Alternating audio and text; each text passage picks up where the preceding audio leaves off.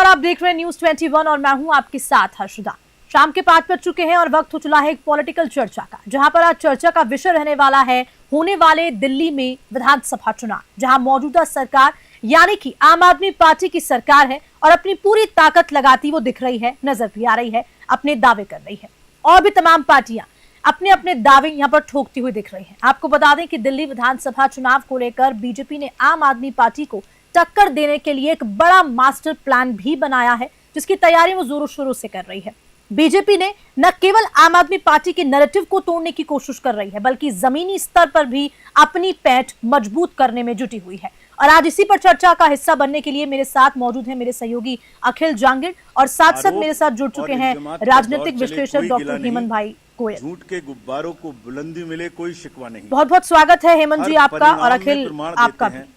पर वो बिना सबूत शक की नई दुनिया रौनक सर, करते हैं। सबसे पहला सवाल अखिल तो आपके पास आते हुए कि इस बार का चुनाव है वो काफी रोचक होने वाला है और साफ तौर पर बीजेपी या फिर आम आदमी पार्टी कौन किस पर भारी पड़ता हुआ नजर आएगा, क्योंकि देखिए आप ग्राउंड पर रहते हैं, क्या बीजेपी की तैयारियां हैं? झूठ के गुब्बारों को बुलंदी मिले, कोई शिकवा नहीं। हर परिणाम में प्रमाण देते हैं, पर वो हरियाणा की नई दुनिया रौनक करते कश्मीर हैं में और शक का इलाज तो हकीम लुकमान के पास नहीं।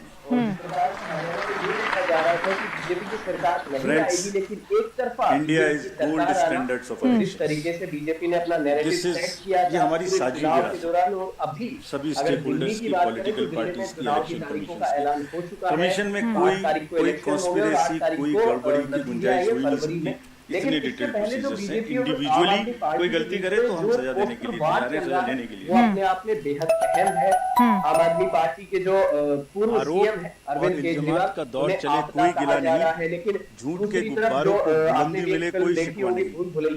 हर परिणाम में प्रमाण देते हैं, पर वो बिना सबूत शक की नई दुनिया आम आदमी पार्टी के जो शक का इलाज है अरविंद केजरीवाल, उन्हें बीजेपी ने पोस्टर बनाकर उनका वो भी वायरल किया था और लगातार जो आरोपों और इल्जामात का दौर चले कोई गिला दौर है वो लगातार जारी है, क्योंकि किसी भी आरोप और इल्जामात का दौर चले कोई गिला नहीं। राज्य में जब झूठ के गुब्बारों को बुलंदी मिले, कोई शिकवा नहीं। आरोप प्रत्यारोप का दौर लगा हर परिणाम में प्रमाण देते हैं, पर वो बिना सबूत शक की नई दुनिया रौनक करते हैं और शक का इलाज तो हकीम लुकमान के पास भी नहीं। तो उसमें जो आम आदमी पार्टी ने सीटें जीती थी और बहुमत से अपनी सरकार बनाई थी, India is gold standards of तोड़ना चाह रही है और पूरे ये हमारी साझी बीजेपी की पूरे देश सभी में स्टेक सरकार है, होल्डर्स की वैसे ही पॉलिटिकल पार्टीज की ये चाह रही है कि जो राजधानी कमीशन में कोई कॉन्स्पिरेसी, कोई गड़बड़ी की गुंजाइश हुई नहीं सकती। इतनी डिटेल प्रोसीजर्स हैं, इंडिविजुअली कोई गलती करे तो हम सजा देने के लिए तैयार हैं, सजा लेने के लिए। लेना तो नया सीएम बनाना, सीएम हाउस को लेकर जो तमाम तरह की बातें अभी हाल और फिलहाल में हम इल्जामात देख का रहे दौर हैं चले कोई गिला नहीं। अब उसमें झूठ बीजेपी के भी ये चाह गुब्बारों रही को है कि बुलंदी कहीं ना मिले, कहीं कोई ग्राउंड शिकवा लेवल पे, नहीं। ग्राउंड जीरो पे हर जाकर परिणाम में प्रमाण देते हैं, सेट किया जाए पर ताकि वो बिना बार सबूत आम शक आदमी की नई पार्टी दुनिया की रौनक सरकार करते दिल्ली हैं में नहीं और बनने शक दी का जाए। इलाज तो हकीम लुकमान। ठीक है अखिल, वापस लौटूंगी आपके पास। डॉक्टर हेमंत भाई गोयल भी हमारे साथ जुड़े हुए हैं एज अ राजनीतिक विश्लेषक। सर, क्या लगता है इस बार दिल्ली का रुख किस तरफ रहने वाला है? और साफ तौर पर जब अब अरविंद केजरीवाल मुख्यमंत्री नहीं है, आतिशी को बनाया गया मुख्यमंत्री, किस तरह की चीजें रही? और कुछ दिनों पहले, कुछ महीने पहले की हम बात करते हैं तो किस तरह से आतिशी को सीएम बनाया गया, अलग अलग तरह की बयानबाजी भी देखने को मिली और बीजेपी अपनी पूरी ताकत झोंक रही है कि आखिरकार जो राजधानी दिल्ली है वो हमारे हाथ में हो, हम उसको जीत लें। देखिए हर्षदा जी, इस बार दिल्ली में आपके लिए चुनाव कोई आसान नहीं है। ये ठीक है कि 2014, 2019, 2024 तीनों बार लोकसभा चुनावों में बीजेपी को साथ की साथ सीट मिलती रही है, लेकिन आपने जो एक नैरेटिव तैयार किया दिल्ली में कि वो लोकपाल कानून लाएंगे, वो भ्रष्टाचार खत्म करेंगे और गरीब वोटों को, आर्थिक रूप से जो कमजोर लोग के जो वोटर थे उनको लुभाने का प्रयास करते रहे। फ्री बीज, जिस तरह से नल का बिल फ्री करना, 200 यूनिट बिजली फ्री देना, ये तमाम बातें वहां के मतदाताओं को लुभाती रही। लेकिन इस बार ऐसा नहीं है, क्योंकि उनका जो ईमानदारी का गुब्बारा उन्होंने फुला के रखा हुआ था आप पार्टी ने, उसमें अब कहीं न कहीं छेद हो गया। वो अब कहीं आसमान से धरती पर आ गिरा है। जिस तरह से शराब घोटाले में अरविंद केजरीवाल महीनों तक अंदर रहे, उनके कई मंत्री भ्रष्टाचार के आरोप में जेल में रहे, चाहे हम मनीष की बात करें या और मंत्रियों की बात करें, तो कहीं न कहीं ये मैसेज जनता में गया कि जिस ईमानदारी की बात अरविंद केजरीवाल करते थे उस तरह से अरविंद केजरीवाल है तो नहीं। और जो शीश महल का मुद्दा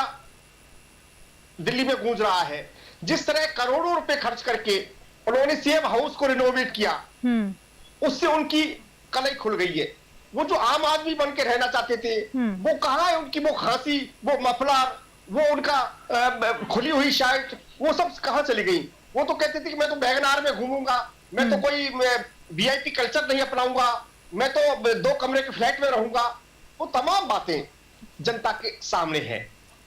यानी कि अरविंद केजरीवाल की छवि को जी हेमंत जी, यानी कि यही कहना चाह रहे हैं कि जो अरविंद केजरीवाल की छवि है एज अ आम आदमी की तरह रहना, क्योंकि वो हमेशा से कहते थे कि मैं एक आम आदमी हूँ, पार्टी का नाम भी यही है। और जिस तरह से फिर इस तरह की पोल खुलना कि भाई वीआईपी कल्चर, और बीजेपी भी तमाम चीजों को लेकर बोल रही है, चाहे शीश महल हो, चाहे वो उनके पूरा जो सीएम हाउस है उनके अंदर की चीजें हो, कमरा हो और सब चीजें हो। नहीं बिल्कुल, क्योंकि अब उनको एक ढोंगी नेता के रूप में वहां की पब्लिक देख रही है। भाई आप ठीक है, सीएम के लिए सिक्योरिटी भी जरूरी होती है, पर्याप्त स्पेस भी सीएम हाउस में होना जरूरी होता है, वहां तक बात ठीक है। लेकिन आप एक तरफ तो कहते हैं कि मैं बच्चों की कसम खा के कहता हूं मैं 2 फ्लैट के मकान में रहूंगा, 2 कमरों के फ्लैट में रहूंगा, मैं वीआईपी कल्चर नहीं अपनाऊंगा, और फिर इस तरह से आप शीश महल बनाते हैं, तो उससे आपकी दोगलेपन की जो छवि है वो जनता में स्थापित होती है। और फिर जिस तरह से शराब घोटाला सामने आया, आपके मंत्री जेलों में जाते रहे, आप उसका कोई जवाब नहीं दे पा रहे, ये सारी चीजें अब जनता में सामने आने लगी हैं। इसके अलावा बीजेपी ने इस बात को भी मुद्दा बनाया कि आप महिलाओं के सम्मान के साथ खेल रहे हैं। उन्होंने जिस तरह से कहा कि साहब हम महिलाओं को 2100 रुपए देंगे, बुजुर्गों का मुफ्त इलाज करेंगे, और उसका रजिस्ट्रेशन भी उन्होंने शुरू कर दिया। और उसके 2 दिन बाद ही दिल्ली सरकार के अलग अलग विभाग इस बात का खंडन किया कि इस तरह की कोई बुजुर्गों के लिए कोई योजना अधिसूचित नहीं की गई है, ना ही कोई महिलाओं के लिए इस तरह की कोई योजना अधिसूचित की गई है। ये एक तरह से फ्रॉड है। तो दिल्ली सरकार जब इस तरह का विज्ञापन इस तरह से अधिसूचित करती है और जनता को आगाह करती है कि इस तरह की छलावे में आप नहीं आए, तो उससे जो आम आदमी पार्टी की जो छवि है, जो अरविंद केजरीवाल की जो छवि है, उसको निश्चित रूप से धक्का लगा है। लेकिन अब हर्षदा प्रश्न ये पैदा होता है कि बीजेपी के पास वो कुशल नेतृत्व नहीं है दिल्ली प्रदेश में जो अरविंद केजरीवाल का डटकर सामना कर सके। आज भी दिल्ली प्रदेश में प्रधानमंत्री नरेंद्र मोदी और अमित शाह की रणनीति के भरोसे है। उनके पास कोई सीएम फेस नहीं है, कोई दमदार ऐसा नेता नहीं है। लेकिन ऐसा माना जा रहा है कि संघ के स्वयंसेवक वहां पर घर घर जाकर और अब बीजेपी के पक्ष में चुनाव प्रचार कर रहे हैं। और बीजेपी का एक अभियान, हेमंत जी, बीजेपी का एक अभियान भी उन्होंने वो शुरू करने वाली है। अमित शाह उस सम्मेलन में शिरकत करने वाले हैं, जो झुग्गी वाला अभियान है कि कार्यकर्ता तमाम वहां पर बीजेपी के जाएंगे और प्रचार प्रसार करेंगे। और एक बात स्पष्ट है हर्षदा जी कि देखिए, दिल्ली के जो राजनीतिक विश्लेषक है वो ये मानते हैं कि 30% ऐसा फ्लोटिंग वोटर्स है जो विधानसभा चुनावों के इतर लोकसभा चुनावों में 15% तो वो कांग्रेस को चला जाता है और 15% बीजेपी को चला जाता है। तो आप देखिए कि जितना वोट प्रतिशत लोकसभा चुनावों में बीजेपी को मिलता है 50% प्लस, उतना ही वोट प्रतिशत विधानसभा चुनावों में आप पार्टी को मिल जाता है। अब बीजेपी की जो रणनीति है, बीजेपी की जो नजर है वो उन फ्लोटिंग वोटर्स पर है, उन 15% फ्लोटिंग वोटर्स पर है कि वो वोट आपके खाते से निकलकर बीजेपी को कैसे मिले, इसके लिए बीजेपी भरसक प्रयास कर रही है। और वो वोट बैंक अगर टूटता है अरविंद केजरीवाल का, तो निश्चित रूप से ये इस बार का चुनाव आपके लिए आपदा बनकर साबित होगा, कोई राहत उनके लिए प्रदान नहीं कर पाएगा, ये आप निश्चित मान के चलिए। ठीक है, हेमंत जी वापस आपके पास लौटूंगी। अखिल, एक चीज आपसे समझना चाहेंगे, जिन सीट्स का मैं जिक्र कर रही हूँ, चाहे वो कालकाजी सीट हो जहां से मुख्यमंत्री खुद आतिशी वहां पर हैं, और साथ ही साथ बीजेपी ने भी वहां पर अपना उम्मीदवार उतार दिया है, कौन सी ऐसी महत्वपूर्ण सीट्स हैं जो इस बार बीजेपी के लिए मुश्किल भरी हो सकती है दिल्ली में? देखिए हरदम आपको बताना चाहूंगा कि जिस प्रकार से जो आम आदमी पार्टी ने अपना चुनाव से पहले ही 70 विधानसभा सीटों पर उम्मीदवारों का उतारना, मनीष सिसोदिया की सीट का बदलना, आतिशी मारलेना को मुख्यमंत्री बनाने के बाद उनकी जो विधानसभा सीट है उनके सामने उम्मीदवार को उतारना, और जिस प्रकार से सहयोगी हेमंत जी ने जिस प्रकार से बताया कि जो कि राजनीतिक विश्लेषक भी हैं, उन्होंने बताया कि जो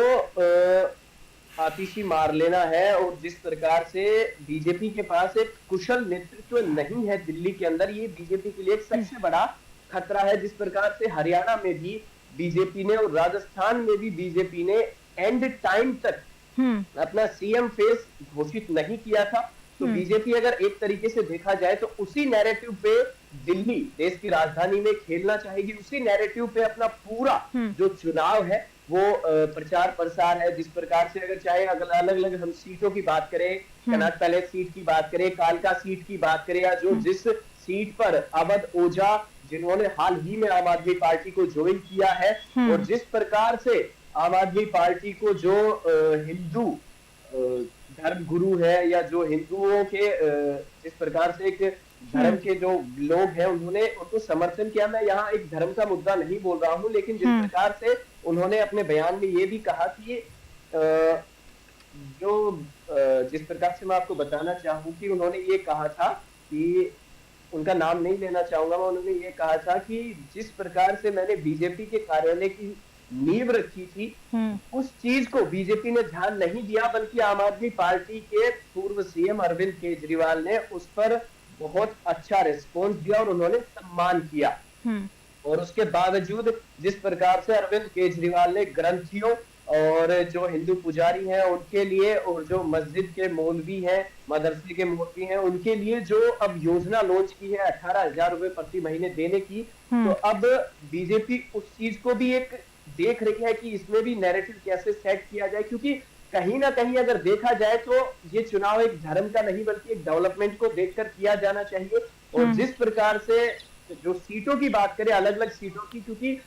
पूरा दिल्ली का इस बार का चुनाव है वो अपने आप में रोमांचक देखने को मिलेगा। किसी भी सीट पर बात कर ले, क्योंकि बीजेपी है वो जाट वोट बैंक को साधने में लगातार कोशिश कर रही है कि किसी न किसी तरीके से जाट वोट बैंक को साधा जाए, क्योंकि दिल्ली से लगते हुए जो एरिया है, चाहे उत्तर प्रदेश की बात करें, हरियाणा की बात करें, ग्रेटर नोएडा की बात करें, या जो आसपास का गुज्जर, यादव और जो जाट बहुल्य क्षेत्र है, वो प्रत्येक सीट पर जिस प्रकार से उन्होंने हरियाणा में किया था, इन जो अलग अलग कास्टिज्म के जो लोग थे उनको साधा था, और जिस प्रकार से जो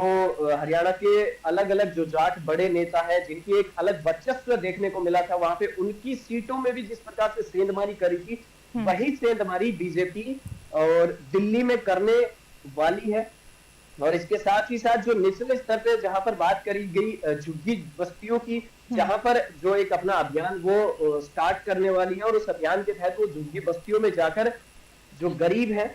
उन पर बातचीत करेंगे। लेकिन अब सबसे अहम इसमें बात यह है कि अलग अलग सीटों की बात है वो तो हो गई, लेकिन अब इसमें डेवलपमेंट पर अगर बात की जाए तो झुग्गी बस्तियों के अंदर उन लोगों की एक रोजी रोटी, मकान जो एक आम आदमी की होती है कि रोटी, कपड़ा और मकान, उस पर कितना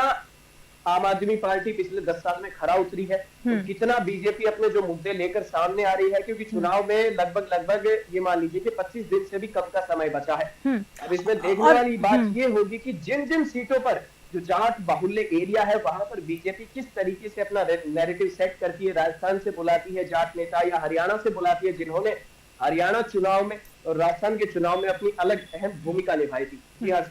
हाँ बिल्कुल अखिल। और हेमंत जी, प्रेस कॉन्फ्रेंस अरविंद केजरीवाल ने की और उसमें ये कहा गया कि मोदी सरकार के लिए कि जो भी बेघर किया है लोगों को वो मोदी सरकार ने किया है, वो घर देने का वादा करती है, प्लॉट देने का वादा करती है और उसके बाद अपने वादों से मुकर जाती है। हेमंत जी देखिए हर्षदा, ये बात तो आप स्पष्ट मान के चलिए कि अरविंद केजरीवाल इस बात को भांप चुके हैं कि इस बार उनकी सत्ता डावाडोल है। लोकसभा चुनाव के बाद 4 राज्यों में विधानसभा चुनाव हुए और हरियाणा और महाराष्ट्र में जिस तरह से बीजेपी को अप्रत्याशित जीत मिली, उस लिहाज के बाद अब बीजेपी दिल्ली पर काबिज होना चाहती है। अब उसके लिए वो खास तौर से अरविंद केजरीवाल की, आम आदमी की जो छवि उन्होंने स्थापित की, उसको तार तार करना चाहती है। इसके लिए बाकायदा वो शीश महल वाला प्रकरण सामने ला रही है, महिलाओं के आत्मसम्मान का मामला सामने ला रही है और भ्रष्टाचार का मामला सामने ला रही है। और अरविंद केजरीवाल इस बात को भांप चुके हैं कि, और वो बैकफुट पर भी है, इसलिए वो ताबड़तोड़ फ्रीबीज योजनाएं, चाहे रिक्शे वालों के लिए है, ऑटो वालों के लिए है, बुजुर्गों के लिए है, महिलाओं के लिए है, तमाम इस तरह की योजनाएं वो नई लेके आ रहे हैं। तो इस बात का, अच्छा, इस बात से भी वो बहुत परेशान है कि कांग्रेस जो एनडीए गठबंधन का एक घटक दल है और आप पार्टी भी एनडीए गठबंधन का घटक दल है, हाँ, उसके बावजूद भी कांग्रेस आपको क्षति पहुंचाने में लगी है। हाँ, इसको हेमंत जी बीच में टोकना चाहूंगी। एक सवाल मेरा इस एनडीए गठबंधन को लेकर भी है कि पूर्व मुख्यमंत्री अरविंद केजरीवाल ने कहा है कि इंडिया गठबंधन हमारे साथ चुनाव नहीं लड़ रहा है, हम खुद का चुनाव हम खुद लड़ रहे हैं, बीजेपी और आम आदमी पार्टी में चुनाव है। इस बयान का क्या कुछ मतलब निकला? उन्होंने कांग्रेस पर बड़ा आरोप लगाया है। उन्होंने कहा कि कांग्रेस और बीजेपी आपको हराने के लिए एक हो चुकी है। इतना बड़ा आरोप उन्होंने लगा दिया, इसका मतलब उनकी हताशा साफ तौर पे झलकती है। जिस लोकसभा चुनाव में आपने और कांग्रेस ने मिलकर चुनाव लड़ा और सोनिया गांधी के चुनाव क्षेत्र से आपने चुनाव लड़ा, खुद सोनिया गांधी कांग्रेस पार्टी को वोट नहीं दे पाई थी, वही अब विधानसभा चुनावों में अरविंद केजरीवाल ने इतना बड़ा आरोप लगा दिया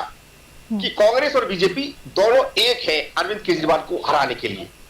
तो निश्चित रूप से अरविंद केजरीवाल हताश है और इसीलिए वो नई योजनाएं लुभाने के लिए ला रही है। लेकिन बीजेपी एक नैरेटिव सेट कर चुकी है कि अरविंद केजरीवाल से बड़ा कोई फ्रॉड व्यक्ति कोई नहीं है। जितना छल अरविंद केजरीवाल ने, जितनी दुर्दशा अरविंद केजरीवाल ने दिल्ली की है, अब उसको सहन नहीं किया जाएगा। लेकिन मैंने आपको जिक्र किया कि बीजेपी के साथ सबसे बड़ी कमजोरी, वहां पर कोई दमदार ऐसा कोई व्यक्ति नहीं है जो बीजेपी को, दिल्ली बीजेपी को लीड कर सके। वो आज भी नरेंद्र मोदी और अमित शाह के भरोसे चुनाव लड़ रहे हैं और एक तरह से ये चुनाव नरेंद्र मोदी बनाम अरविंद केजरीवाल बन चुका है। ठीक है, अखिल जी, क्या लगता है कि इस बार जिस तरह से हेमंत जी ने भी पूरा जिक्र किया कि कैसे अपना बीजेपी नैरेटिव सेट करने वाली है और कोई कुशल नेतृत्व भी दिल्ली लीड करने के लिए नहीं है, बीजेपी के लिए राह आसान नजर आ रही है क्योंकि मास्टर प्लान बनाने की पूरी तैयारी में है, या फिर आम आदमी पार्टी के लिए ये जो पूरा चुनाव है इस बार चुनौतीपूर्ण दिखने वाला है? जी बिल्कुल, हरदम आपको बताना चाहूंगा कि जिस प्रकार से बीजेपी अपना नैरेटिव ग्राउंड लेवल से लेके ऊपर तक के लेवल तक सेट करने में लगी हुई है, लेकिन आम आदमी पार्टी भी कम नहीं है क्योंकि दिल्ली में लगातार 10 साल से सरकार चलाना अपने आप में बहुत बड़ी बात है। और जिस प्रकार से उन्होंने 2013 के चुनाव में आम आदमी पार्टी ने जो अपना प्रदर्शन किया था और उस टाइम आम आदमी पार्टी एक अस्तित्व में आई थी, लेकिन जिस प्रकार से जो प्रदर्शन उन्होंने 2018 के चुनाव में किया था, एक तरफा बहुमत से सरकार बनाना, सरकार बनाने के बाद पूरे दिल्ली को चलाना, लेकिन जिसके बाद जो घटनाएं सामने निकल कर आई कि कई बार ये भी देखने को और सुनने को मिला कि ये दिल्ली में शिक्षा और शराब का एक ही मंत्री है, मनीष सिसोदिया, वो जेल में भी गए और दिल्ली शराब नीति घोटाला जो आपको भी बखूबी पता होगा कि किस प्रकार से वार्ड वाइज शराब की दुकानें खोली गई, उनका प्राइवेटाइजेशन किया गया। तो ये वो कमियां हैं कि जिनको लेकर बीजेपी आम आदमी पार्टी पर लगातार हावी हो रही है, पोस्टरवार चल रहा है। जिस प्रकार से हेमंत जी ने बताया कि कुशल नेतृत्व की बात है, तो कुशल नेतृत्व क्योंकि राजधानी के अंदर एक आम आदमी पार्टी ने जो अपना नैरेटिव पिछले 10 साल में सेट किया है, चाहे वो फ्री स्कूल्स हो और चाहे हॉस्पिटल में इलाज हो या जो योजनाएं लॉन्च की हो, क्योंकि योजनाएं देखिए जब इलेक्शन आता है तो हर पार्टी, चाहे हम देश में, हमारे देश में 2 ही बड़ी पार्टियां हैं, कांग्रेस और बीजेपी, दोनों ही अपना मैनिफेस्टो लॉन्च करती है, दोनों मैनिफेस्टो में बड़ी बड़ी बातें होती है। अब लेकिन धरातल पर वो बातें कितनी खरी उतरती है ये आने वाला वक्त ही बताता है। लेकिन दिल्ली की कई विधानसभा सीटें ऐसी है कई जगह ऐसी है जहां पर केजरीवाल ने अपने आप में बहुत अच्छा काम किया है, लेकिन जो ये शराब घोटाला, उसके बाद जेल से बाहर आना, जेल में रहना और इस्तीफा देना, फिर आतिशी मारलेना को मुख्यमंत्री बनाना और मुख्यमंत्री बनाने के बाद जो शीश महल, राजमहल का पूरा मुद्दा उठना और फिर आतिशी मारलेना से सवाल जवाब करना सचदेवा का, ये भी अपने आप में एक कहीं ना कहीं देखा जाए तो बीजेपी की राह यहाँ मुश्किल ही नजर आ रही है, क्योंकि अगर बीजेपी यहाँ गठबंधन भी करेगी तो किसके साथ करेगी, क्योंकि या तो फिर बीजेपी को चाहिए निर्दलीय आदमी। 70 सीटों में से 36 सीटें किसी भी पार्टी को सरकार बनाने के लिए चाहिए। अब कहीं ना कहीं अगर बीजेपी इनमें भी पिछड़ती है तो बीजेपी के लिए एक बार फिर से दिल्ली की राह बेहद मुश्किल हो जाएगी, क्योंकि कंटिन्यूसली आम आदमी पार्टी है वो लगातार तीसरी बार अपनी सरकार वहां पर बनाकर पेट कर जाएगी। ठीक है, बहुत बहुत शुक्रिया अखिल जुड़ने के लिए मेरे साथ, और डॉक्टर हेमंत गोयल जी आपका भी जुड़ने के लिए बहुत बहुत शुक्रिया। तो आज की चर्चा को हम यहीं समाप्त करेंगे, लेकिन सबसे बड़ा सवाल अब यही बना हुआ है कि दिल्ली विधानसभा चुनावों को लेकर वक्त बहुत कम बचा है। 5 फरवरी को चुनाव होना है और उसके बाद 8 फरवरी को आपको बता दें कि परिणाम आ जाएंगे और ये तय हो जाएगा कि आखिरकार जिस तरह से बीजेपी ग्राउंड लेवल पे, ग्राउंड जीरो पे जाकर प्रचार प्रसार कर रही है, आम आदमी पार्टी अपने अपने दावे ठोक रही है, क्योंकि 10 साल से राजधानी दिल्ली में आम आदमी पार्टी की सरकार है। और सही में जैसा अखिल भी बोल रहे थे कि राजधानी दिल्ली में अपनी एक सरकार पे पैड बनाए रखना और इस तरह काम करना, लेकिन उसके बाद इस साल जिस तरह की चीजें हुई आम आदमी पार्टी में, चाहे वो शीश महल को लेकर हो, चाहे वो पूर्व मुख्यमंत्री अरविंद केजरीवाल को लेकर, तमाम तरीके की चीजें हुई, लेकिन बीजेपी शायद इस बार बीजेपी की जो राह है वो हर बार की तरह मुश्किल रहने वाली है। लेकिन बीजेपी ने अपना नैरेटिव सेट कर लिया है कि किस तरह से उनको काम करना है, और साफ तौर पर जो अलग अलग अभियान भी, क्योंकि खुद प्रधानमंत्री नरेंद्र मोदी भी कई तरह की अलग अलग विधानसभा सीटों में दिल्ली में सभाएं कर रहे हैं और अपने अपने दावे कर रहे हैं। लेकिन देखने वाली बात होगी कि आखिरकार दिल्ली का इस बार चुनाव कौन जीते।